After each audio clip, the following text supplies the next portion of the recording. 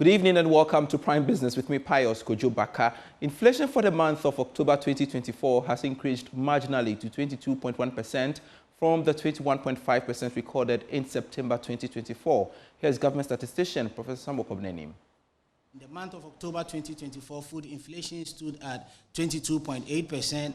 And again, consistent with overall rate of inflation, this is the second successive month that we've seen an increase in overall food inflation, as it increased from 19.1% to 22.1%, a 3.0 percentage point difference between August and September 2024, and has further increased by 0.7 percentage points between September and October 2024. In the case of non-food inflation, we've seen non-food inflation in the last 4 months hovering between 20.5 percentage point and 21.5 percentage point. In the month of July 2024, non-food inflation was 20.5%, increased to 21.5% in August 2024, dipped by 0.6 percentage point in September 2024, and has seen a return to 21.5% for October 2024. Food and non-food inflation on a month-on-month basis, we see significant variations for food inflation on a month-on-month basis relative to non-food inflation. In the month of June 2024, monthly food inflation stood at 5.1%.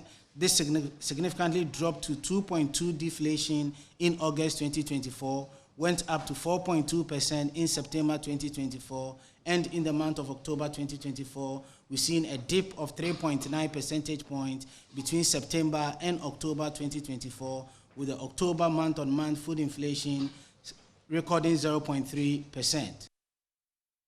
Chief Director at the Ministry of Energy, Mr. Asamoah, has reaffirmed government's commitment to developing a diversified power sector. Speaking at the Power and Energy Ghana Expo in Accra, well, she emphasized the importance of investing in renewable energy and called for greater collaboration to strengthen the sector's impact on economic development.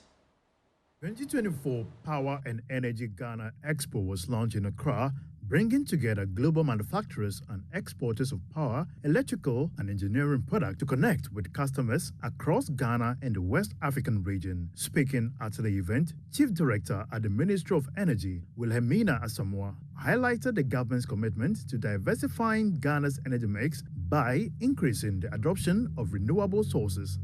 The Ministry of Energy has launched policies to increase its renewable energy share to at least 10% by 2030. Through initiatives such as scaling solar projects and partnerships with private sector entities, we aim to generate cleaner and more sustainable energy sources, contributing to our global climate commitments. India's High Commissioner to Ghana, Sri Manish Gupta, underscored the importance of building strategic partnerships within the power sector. Own country, India, we are the third largest producers of renewable energy.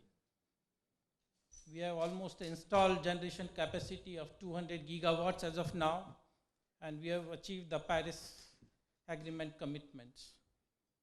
But what I want to draw the inference from this is the capacities and the scale that the industry that brings on the table.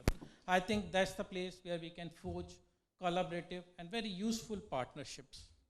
Dr. Joseph Obin, president of the Ghana Union of Traders Association, shared his views on the Expo's impact on the local market. So this kind of meetings is very important, and also for the nation. It also gives us the opportunity to sell our products also to the rest of the world. And that's what the other economies have done, and we have to attach a great deal of importance to such meetings. And that's why I'm calling on the government to fast track on the development of the trade fair. The Power and Energy Expo was organized under the auspices of the Ministry of Energy, Ministry of Trade and Industry, and the High Commissions of India and the UK in Ghana. The United Bank for Africa, UBA Ghana Limited, says it remains committed to advancing literacy skills of the youth and investing in Ghana's human capital for national development. There is more in this report. Over the last decade, the United Bank for Africa, UBA Foundation, has demonstrated commitment to investing in the human capital of Ghana and across Africa. With focus on education, the bank has supported hundreds of young people in Ghana through its national essay competition. Now in its 10th edition, the annual competition, as part of the UBA Foundation's education initiative, is targeted at senior high school students in Ghana. It is aimed at promoting the reading culture and encouraging healthy and intellectual competition among secondary school students in Ghana and across Africa. This year's competition is focused on discussing the importance of environmental sustainability and actions young people can take in combating climate change. Henry Ni Dote is the head of marketing and corporate communication for the bank. We're focusing on climate change and environmental sustainability. We say that one of the pillars of the UBA Foundation is environment. You know what climate change is doing to our environment in Africa, in fact globally. But if you look at the effects of Galamsey and other things happening in the country, we couldn't have chosen a better topic. We may not hit the streets or protest against Galamsey, or we think that we can contribute to the fight against Galamsey and generally support the improvement on in our environment. And therefore we want to see what ideas these young ones have and how we can improve on our environment. And that's why we've asked the students to write on climate change, what the young people can do to help to improve environmental sustainability in Ghana. Ashanti Regional Director of the Ghana Education Service, Dr. William Kwame Amankra Apia, is upbeat about the prospects of the national competition for the participating students. Finally, before we go, Recare Company Limited, in collaboration with its partners, have donated a well-constructed medical gas piping system worth 800,000 cedis to the Mamobi General Hospital. This project is meant to provide a major relief to the hospital and the nurses at the neonatal unit. Previously, oxygen cylinders were positioned inside the neonatal intensive care unit, which sparked a lot of security issues, especially for infants. Anaya Awasante is Managing Director of Recare.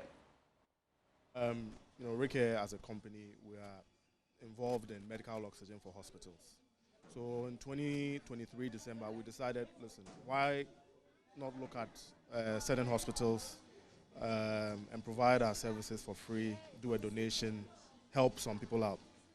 So we worked with a foundation called Breath of Hope to focus on oxygen for children in disadvantaged areas, disadvantaged homes, whatever it may be. So we started by looking at a few hospitals, and Mamobi, we felt, came on top in terms of where we wanted to make the biggest impact. So December 2023, we came here, did our first donation of giving them 15 oxygen cylinders with filled oxygen, with a promise that we would come back, do the medical gas piping, so we could get the cylinders out of the wards and the NICU outside the hospital to provide free and safe oxygen to the patients.